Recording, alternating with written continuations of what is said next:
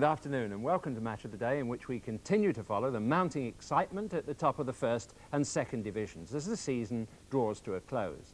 Chasing the Championship and Europe, Ipswich and Arsenal. Striving for promotion and survival, Notts County and Preston North End. And finally, two more clubs with Europe on their minds, Manchester United and West Bromwich Albion.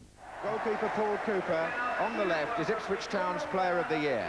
He gets the vote of the supporters after a season in which he's kept 24 clean sheets in 53 competitive matches.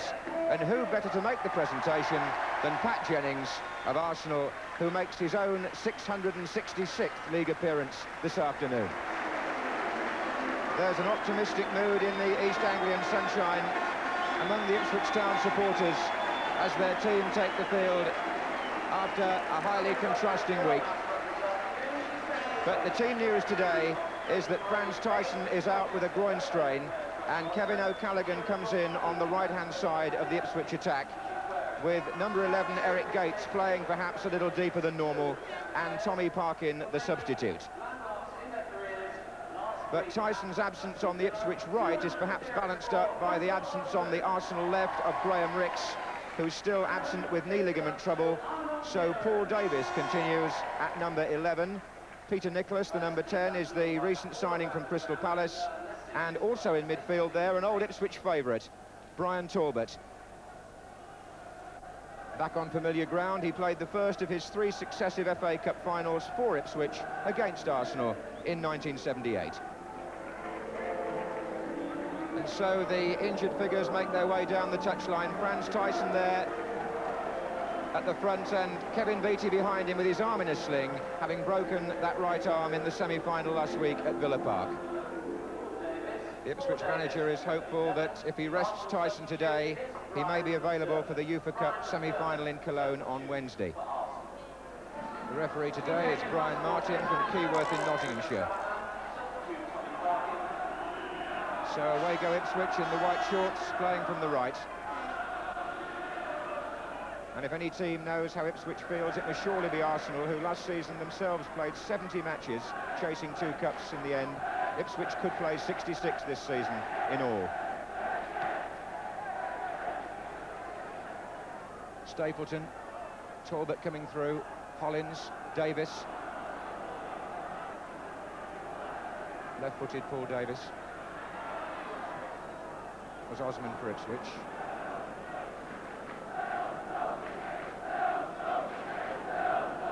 Well, John Walk injured, it would seem, one of the early challenges in the Ipswich half. Hobbling quite badly. There's an appeal for offside. Flag stayed down. McCall to Muren. Challenge was by Nicholas. John Walk seems to have a real problem. Davis. Well, that happened in the opening minute as Walk went in for a challenge. Good tackle there by Brian Talbot. Looking for Kenny Sansom on the run. Butcher going across. Davis just behind. Talbot. Davis. Offside this time.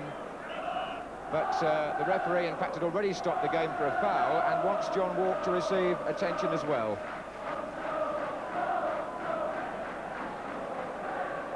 Well, the one thing Ipswich don't need is another injury. Beattie and Tyson on the bench already. Burley, of course, has been out for a long time. He's still on crutches. And John Walk hurt in the very opening seconds of this match.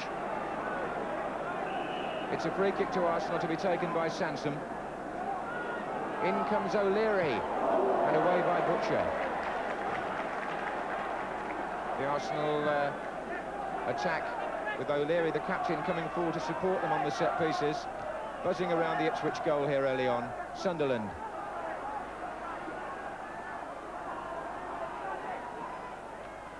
Here's John Devine. That's awkward, and away this time by Mariner, who's had to go back to help out.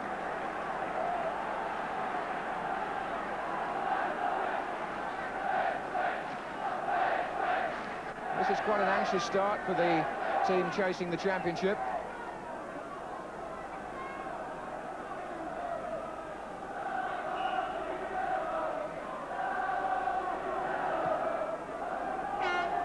Willie Young, Cooper up there, and a foul.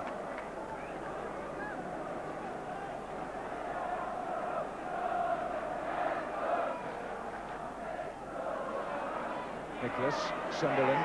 Talbot's made a run in the inside left channel. There he is. Gates. Offside against Brazil, but in fact, even as the linesman's flagged, Alan Sunderland caught Eric Gates very late indeed when the ball had gone, and the referee won't stand for that. He's speaking to Sunderland.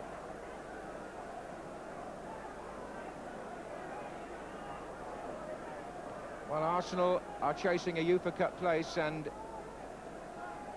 this will be no easy match. John Howe predicted it would be rather like a cup tie, and it started off with a couple of very heavy challenges. Butcher with the kick. Osman. Oh, and O'Leary almost put the ball past Jennings. A little bit of Irish misunderstanding.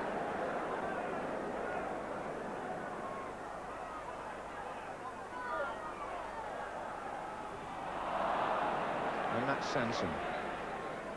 Then Sunderland, and now Nicholas. And Hollins. Alan Brazil getting back for Ipswich.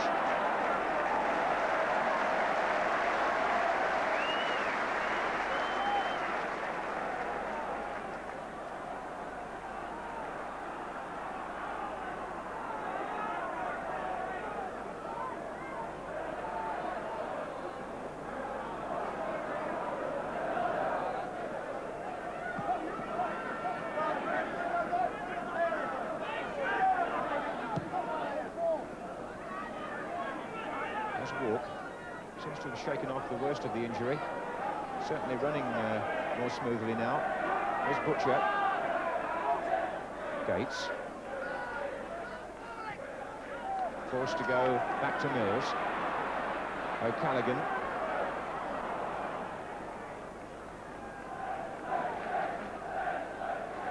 Here's Osman.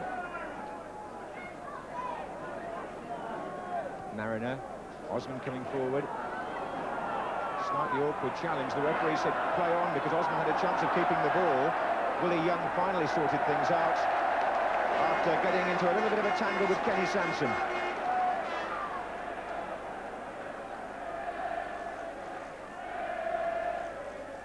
O'Callaghan. Mills. In for Gates. Nicholas who fell. Gates who crossed. Walks header. It hit Mariner. And when he turned round, the ball had gone. Butcher, Walk, Murin, McCall, Brazil.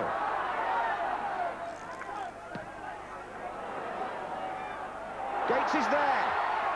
Well saved by Jennings, and how many goalkeepers, I wonder, would have allowed that ball to come back off their body as Mariner closed in for what would have been a rebound chance. It dropped for Eric Gates, he hit it.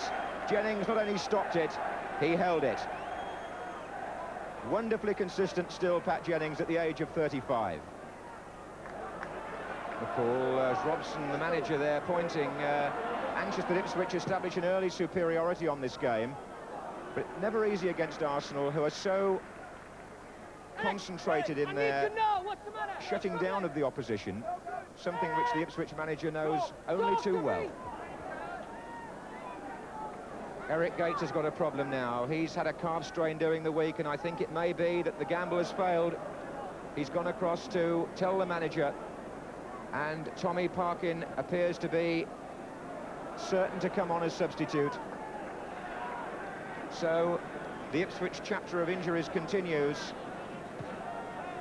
Tommy Parkin, who's been selected as substitute because they were worried about the midfield, with a gamble on Gates which has failed.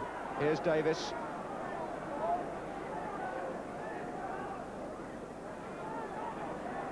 And here's Stapleton.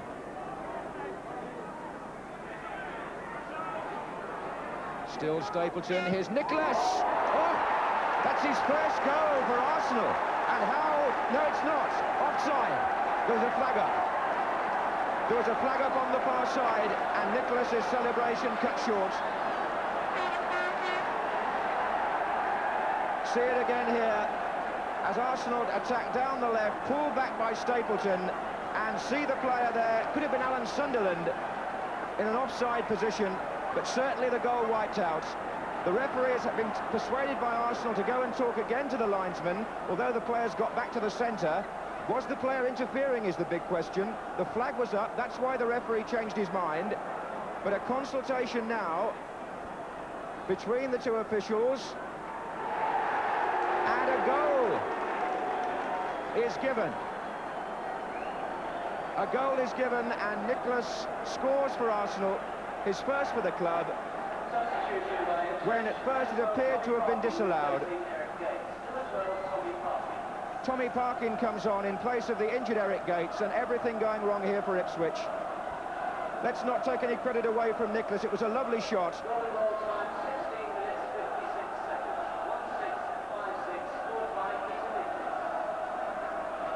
And Ipswich are a goal down, they're without Gates now as well as Tyson. Here's Nicholas. Samson.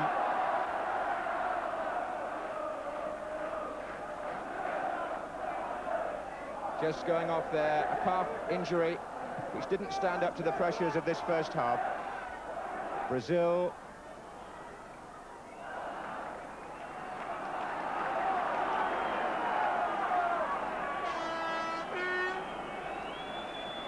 So still stoppage time at the end of the first half as Muren takes this corner.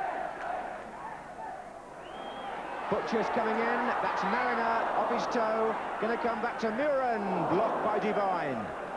Referee blows for half-time after that flurry of Ipswich shots. But Ipswich are a goal down. It's Peter Nicholas the scorer, the referee consulting, but ultimately overruling a linesman on a possible offside. The goal stood, and for Ipswich now an awkward half-time phase. Bobby Robson, who had to leave out Tyson, he risked Gates, but he broke down, and so the Ipswich midfield is in something of a tattered state, with Walk having also suffered an early injury, and at half-time in this important match they trail by 1-0. Well, these fans will have heard the half-time news that Aston Villa are leading by 2-0, and that young man, who's I think a Paul Mariner fan, will be hoping that his favourite player in the second half can do something about the position here with Ipswich a goal down. So Arsenal start the second half. They'd taken 8 points from their 5 matches prior to this afternoon. Arsenal running into a bit of form as they attempt to win one of those UEFA Cup places for next season.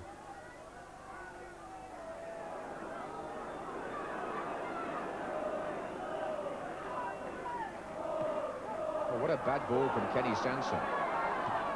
Went back for him by Hollins. Here's Davis. Sunderland. Hollins.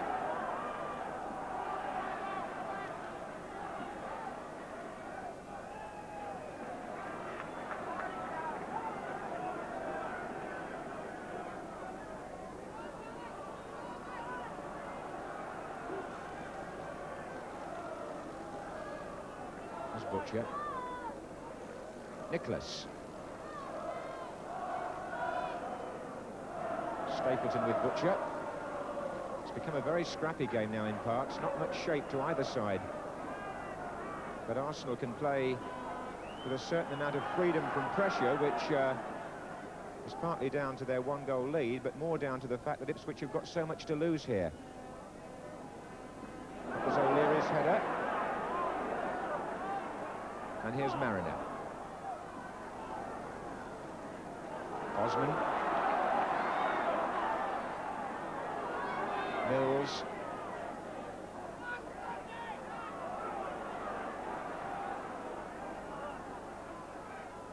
McCall. Mariner. Walk. Butcher moving forward.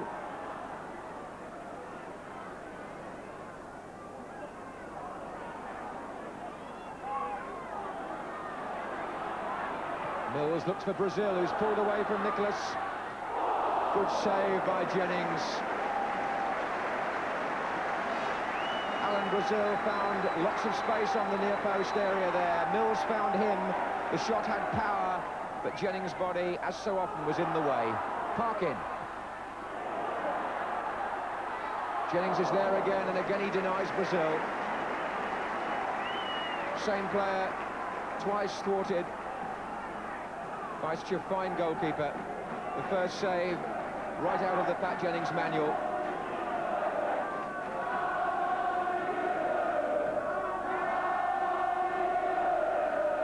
Sunderland, Stapleton. Stapleton's shot, oh, it's spinning off Cooper, but near enough to him to collect.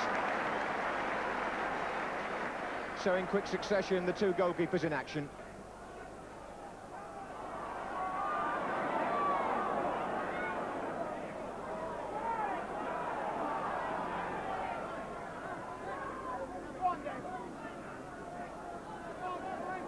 Osman.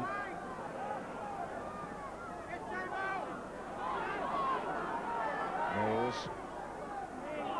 Brazil.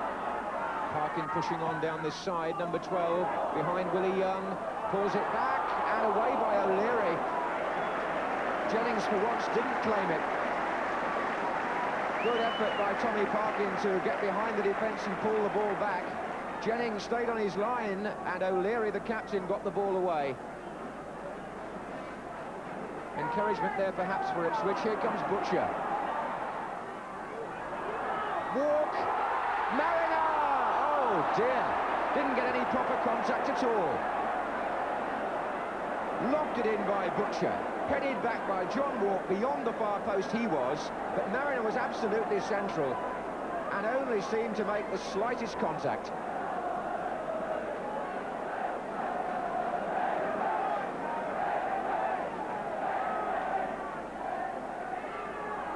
Murin.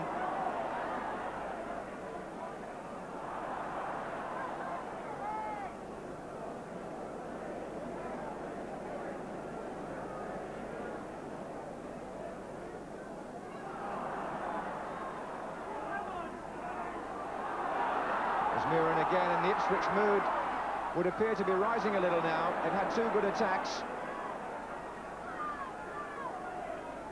but they remain a goal behind.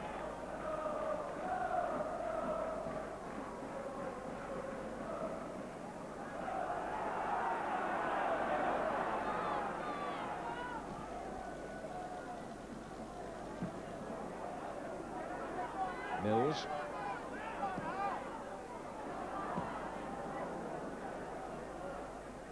That was Stapleton with Butcher.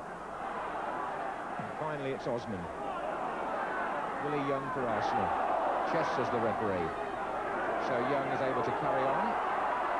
And then he fouls Parker.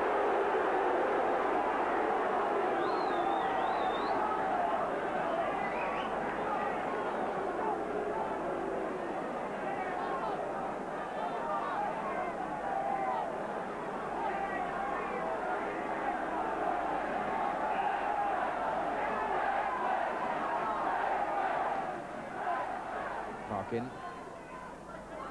There's Osman. Well, that could be very dangerous indeed, the way he lost the ball there. Kenny Sansom, the man making the break. On the far side, John Hollins supporting. Ipswich have got people back now. Here's Devine.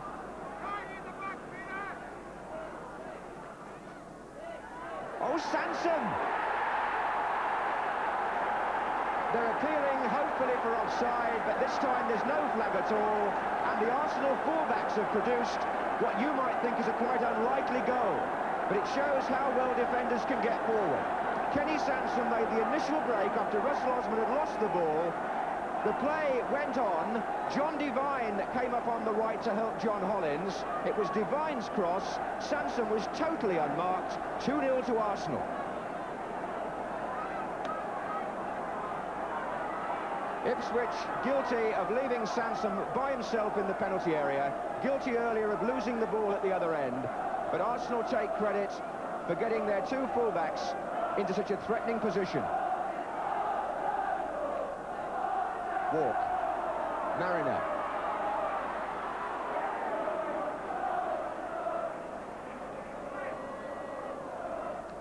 Well, Marin are angry about the decision going against him, but most things are going against Ipswich at this stage of the afternoon.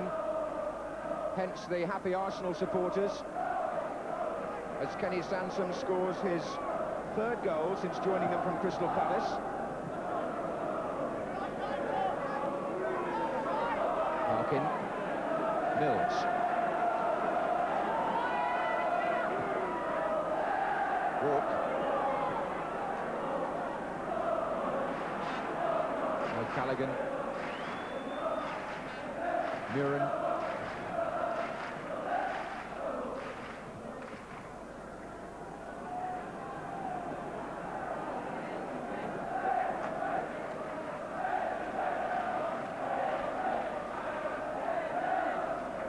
there's Brazil. Murin's cross, Mariner goes up. Oh, that was Walk. And those were going in for him a few weeks ago, John Walk. 33 goals for the club this season, and as Murin lofted that ball in and Mariner took the defenders away, Walk met it first time, but it was way off target.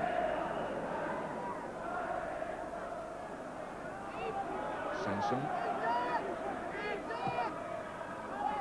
Sunderland to Stapleton, that's a lovely exchange, and here comes John Hollins. Cooper was out quick enough, and his clearance could lead to an attack here with Murin coming through and Walk. Well, John Walk's had an unlucky match. He's gone down again now. Looking at the referee for compensation, but getting nothing. Here's Brazil.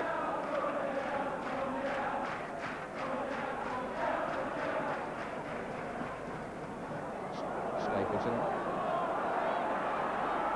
Now, what can Murin do from here? That's a fair ball. Parkin. Oh.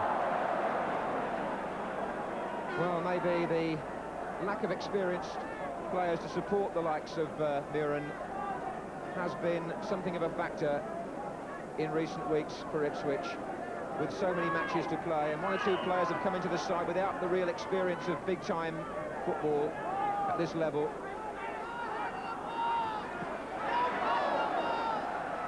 That's Sansom, and when you play an experienced team like Arsenal in a match as important as this, you need to be at the top of your form and to have most of your key men available, and Ipswich at the moment are struggling to find a rhythm without Gates and Tyson. That's Brazil. That's Murin, though. Here's Mariner. But Jennings is always, it seems, in absolutely the right place on that 6-yard line. It can't be coincidence that he makes the saves look so simple. Well, it's impossible to say what difference it might have made had Tyson played. Beattie checks his watch there on the far side of the bench. Here's Davis. Nicholas. Two important saves by Pat Jennings have added to the Nicholas goal. And the second by Sansom, completing a very adequate Arsenal performance.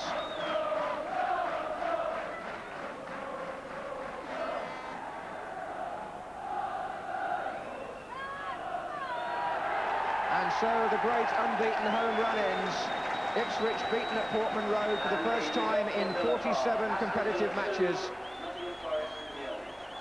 Since Liverpool won here in October 1979, Peter Nicholas got the first Arsenal goal, his first for the club. Kenny Sansom got the second on the counter. And the pendulum of the championship appears to have swung again in this very exciting finale.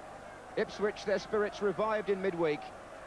Their spirits dampened again today with a final score here of Ipswich 0, Arsenal 2. As John said, what a topsy-turvy week for Ipswich. Dejection last Saturday, elation on Tuesday as they re-established themselves as favourites for the title, and now after yesterday's defeat they trail Villa by 3 points, but still with a game in hand. And tomorrow they go to Norwich, unsure about the fitness of Tyson, but definitely without Eric Gates, probably for all of this week's games too. So once more, Bobby Robson found himself on the rack. What now? Hard to say, really, and difficult to know what to say sometimes, I think, in football. It can be dramatically just the same situation now, again, in our favour by Monday night. I mean, you've got to believe in that. Aston Villa, I believe, play away from home, so do we. if they lose, we win, it's gone again. I mean, you've just got to believe that that's going to happen.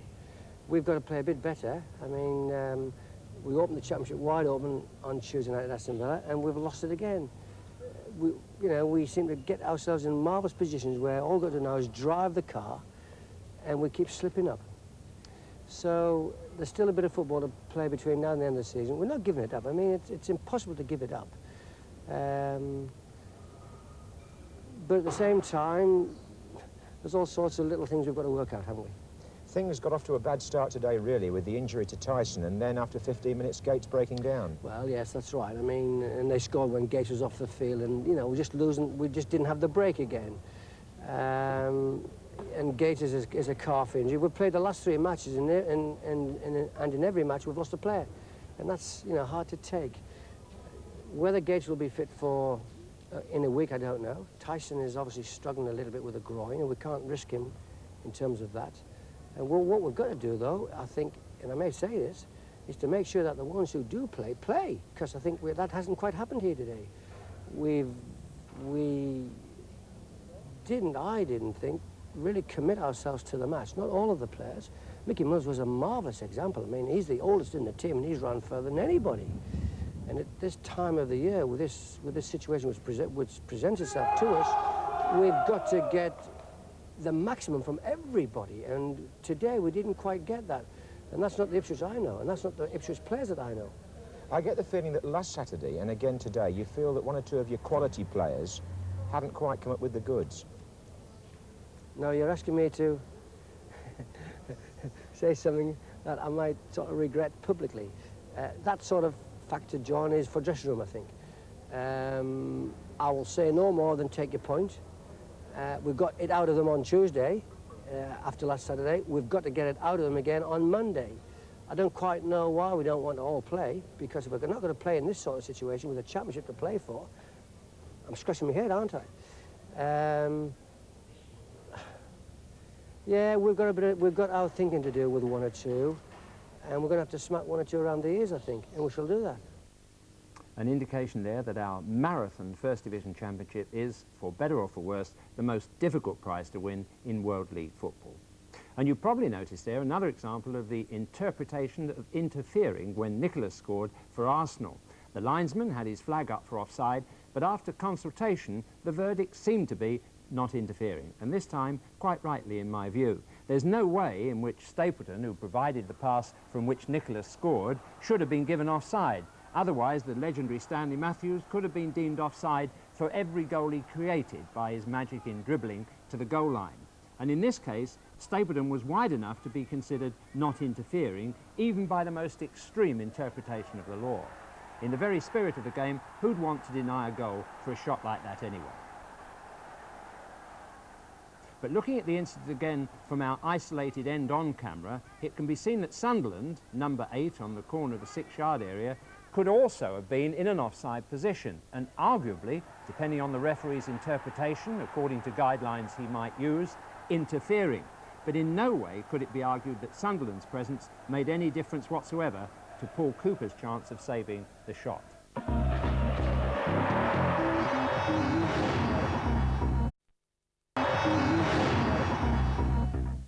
Now to our second game between 2 of the founder members of the Football League, Notts County and Preston North End. 2 second division sides with contrasting aims just now. County to get back into the First Division for the first time since 1926. Preston fighting for the points to prevent them falling into the Third Division for the 3rd time in 11 years. Your commentator at Meadow Lane, David Coleman. There's a real danger of Notts County, the oldest Football League club, arriving back in the First Division without ever being noticed. But the fact is that they've occupied a promotion place throughout the season, and 3 of their last 5 matches are now at home. The last time they played in the First Division was 55 years ago, and the side selected today to try and take them 2 points closer to the very top level is the team that gained a valuable point at Derby County last week after being 2-0 down. The best-known name, Don Masson, the Scottish international at number 8, who at 34 is now enjoying outstanding form.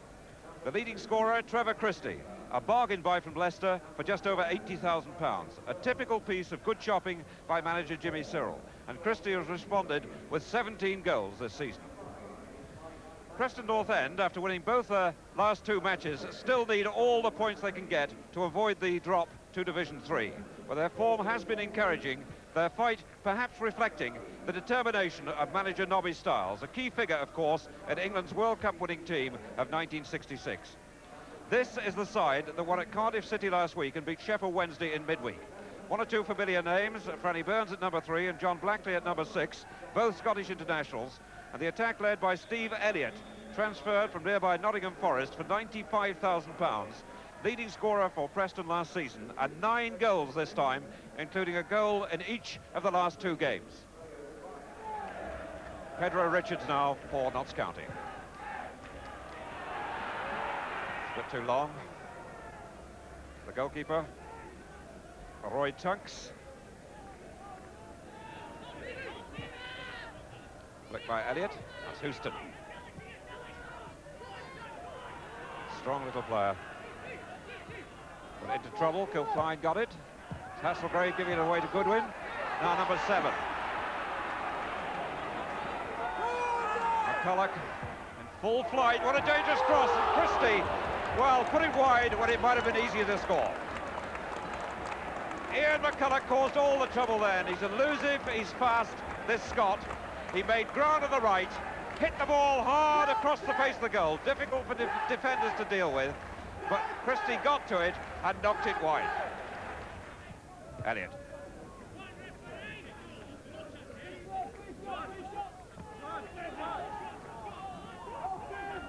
Masson. Almost everything's ready through him in midfield. Good screening by Christie, and he was fouled by Blackley. Benjamin to number 4, Goodwin. Read by Burns very easily. Now Masson for Notts County. Hunt to Christie. Benjamin number 2. Surely too near the goalkeeper, is troubled by the sun. What a big jump by McCulloch. And the whistle has gone. No, well, it hadn't. So there's an escape there. The ball knocked over the top by Blackley. But a tremendous jump there by McCulloch, put the goalkeeper off. No foul given, the ball bobbing about dangerously loose, and in the end, Preston concede a corner. So Masson with this corner. Good jump by Christie. Goalkeeper under pressure from McCulloch, and the flag up, free kick. Friendly pat on the back there from McCulloch.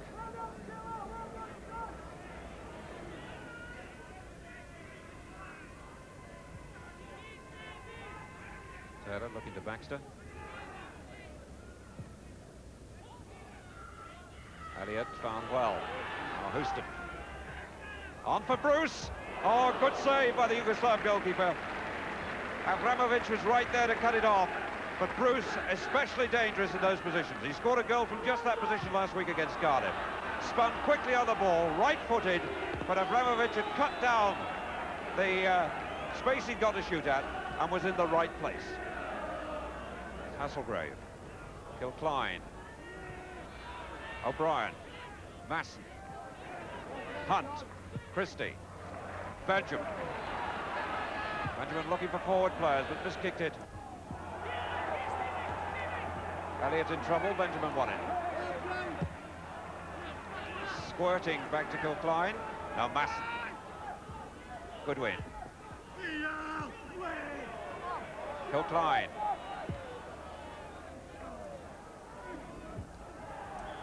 Flag was up, some pushing there, and McCulloch applauds the linesman.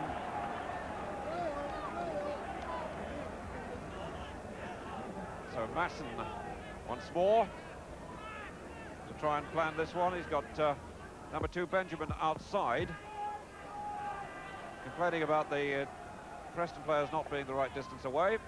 Kilcline has gone forward, but the ball knocked short. Oh, was that a trip? McCulloch went down, and the referee has ignored it. Well, the ball crossed to the near post by Masson. McCulloch clearly went down there, but the referee smiles, turns away, and gives a corner. So Masson with this corner. Tunks hardly got there, but Christie knocked it wide. Not an easy match for Jimmy Cyril to watch, but expressionless. Veteran Scott. Burns.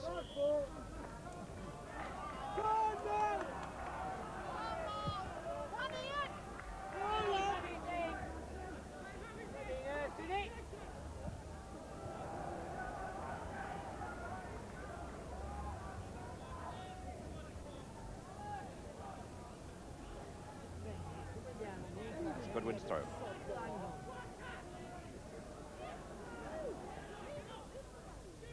McCulloch.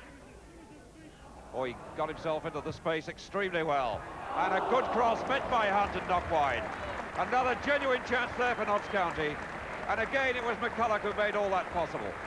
Squirmed his way into a clear crossing space, got the cross in, and Hunt was coming from deep again, not picked up, but knocked it wide.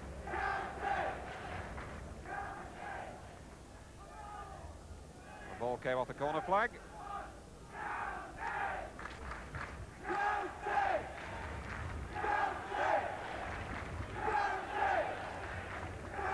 Masson again.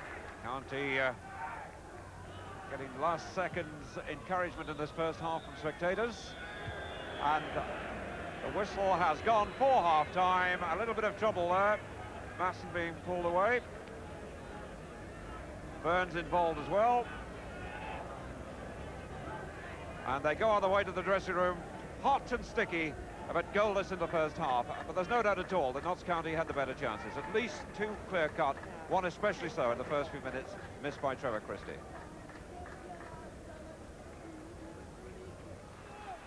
Goodwin. County looking for a quick break, but Preston getting players back, and they've got them back in numbers now.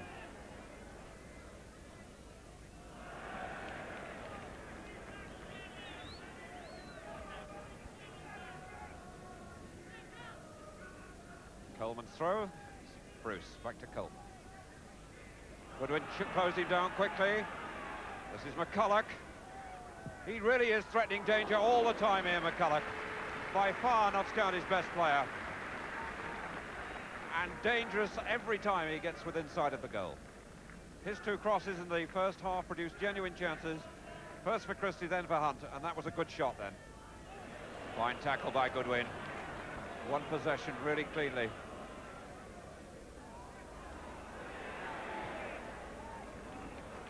Ian McCulloch. Most of the good things for Notts County have stemmed from him.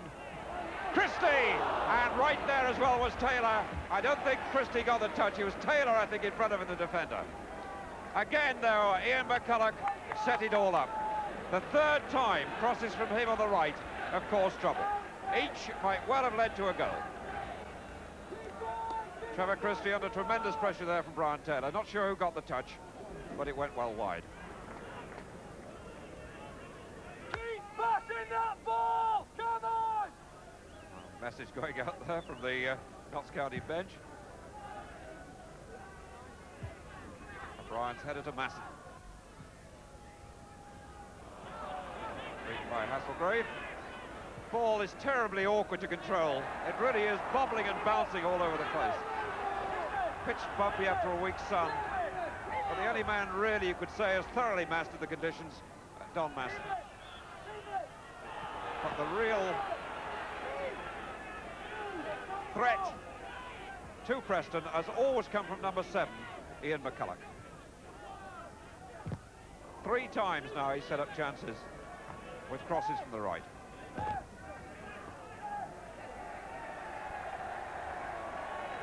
And the substitution about to be made.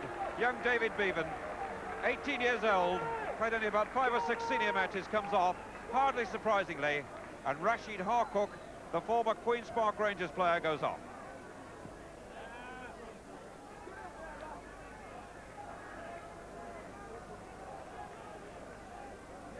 And Harcook immediately takes a position up front.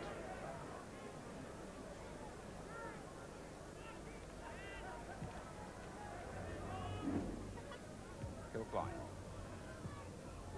It's Hunt. Almost played Goodwin into trouble. Laid back by Harcook to Goodwin. McCulloch's gone forward, number 7.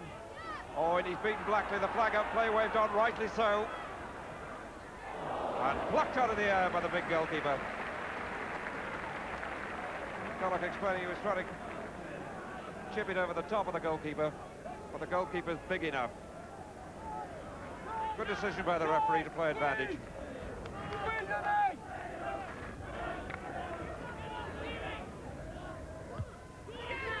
Ball spinning to Hunt.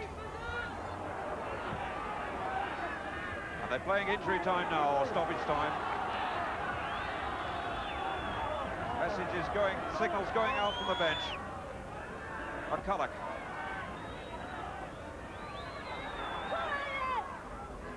Cook. Oh, and McCulloch had gone back into the middle. Total breakdown. Goal kick to Preston North End. The inquest continues between Harcook and McCulloch. Unfortunate misunderstanding. Rashid Harcook.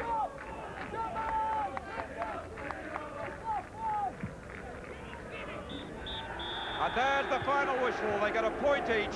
That really, to some extent, is failure for Notts County at home. In second place in the table, they stay there. But success for Nobby Stiles, Preston North End, who now have taken 5 points out of a possible 6 in their last 3 games. They've only had 2 shots at goal in the match, but they've contained Notts County well. And Notts County had 3 clear-cut chances that went begging.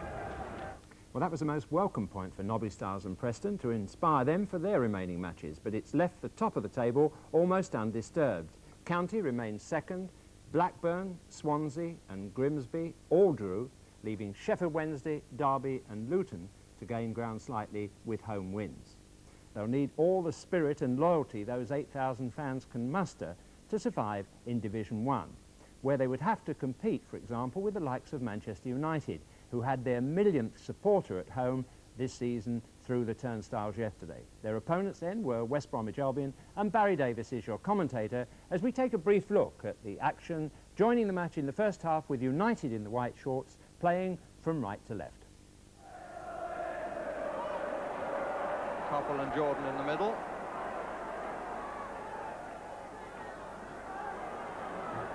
Five Albion players watching them. And the challenge was from Remy Moses there. Wilkins. And the free kick will be given for obstruction.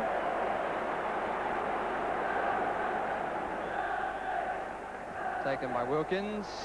And put in with some comfort by Joe Jordan. The ball curled in. Jordan just hounded in on it, and Tony Godden had no chance. So the opening goal for Manchester United with barely 2 minutes gone. Not too much flow so far from Albion. Fair amount from United. Bertels. Macari.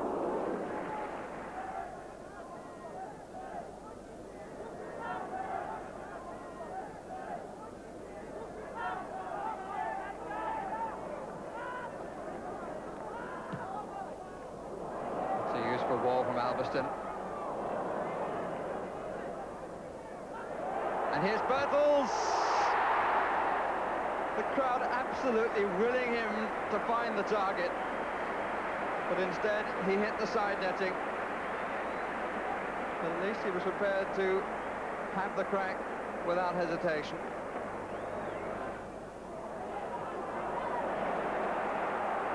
Coppell, Wilkins wants it back.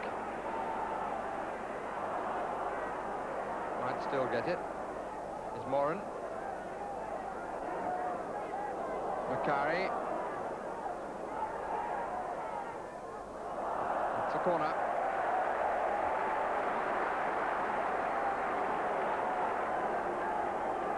Gordon McQueen going forward. Number 5, right under the line. And comes off the line. Gordon gets a good punch. Duxbury. Oh, I say! Oh, that's got to be the cheekiest goal of the season. Scored by Lou Macari. And he's the sort of player, Lou Macari, apt to improvise. And with his back to the goal, A back heel went in clean as a whistle.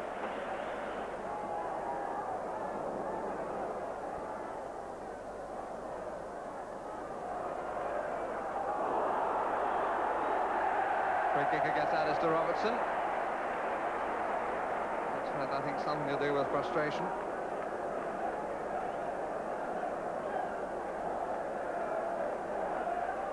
Koppel. Queen is still forward. Duxbury, Macari. Well, are we to see a complete repertoire from the little fella? It was a pretty nifty turn, but he just couldn't keep the ball down, and in fact it went wide as well.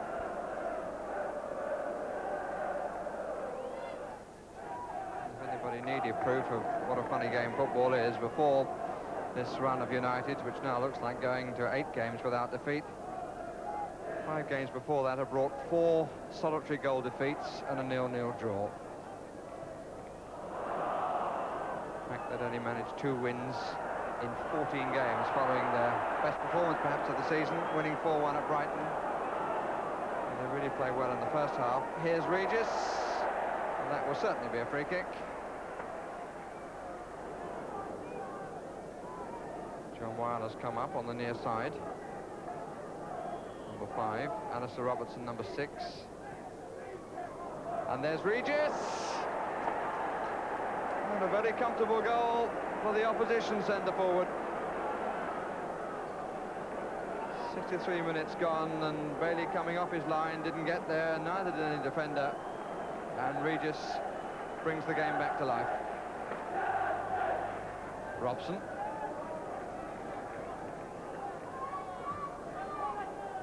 Barnes.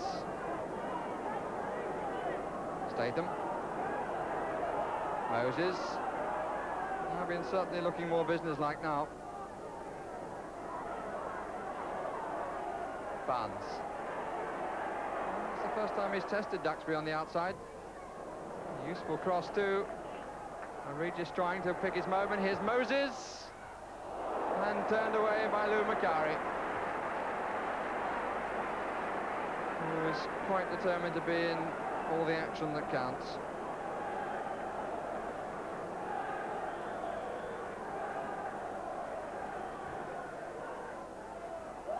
Over the top by Robson.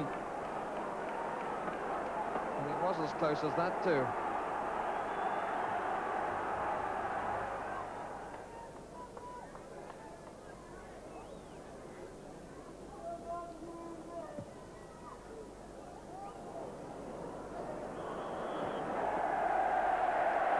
The foul given for the push by John Weil on Joe Jordan.